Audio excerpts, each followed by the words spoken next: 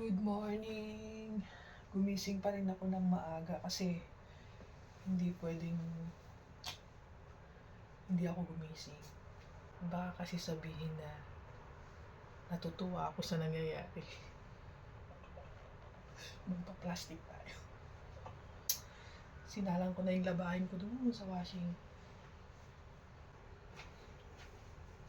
Sinubukan ko lang naman maglinis, magwalis-walis.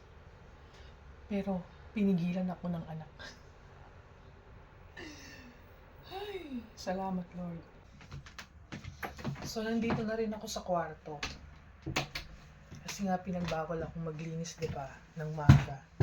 So ngayon ang gagawin natin, itatapon na lang natin yung mga basura dito, yung mga pampers ni Lola.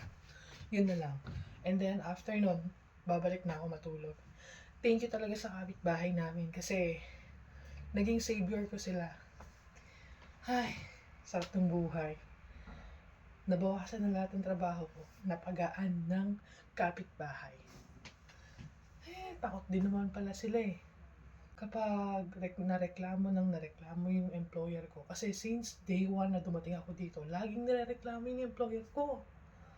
And siguro, pag marami na silang record sa reklamo, baka palayasin kaya sila dito? Siguro hindi naman. Kasi siguro sariling bahay na to. Ano sa tingin niyo?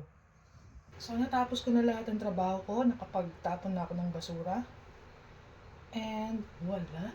I'm free. Matutulog na ako. Bye-bye.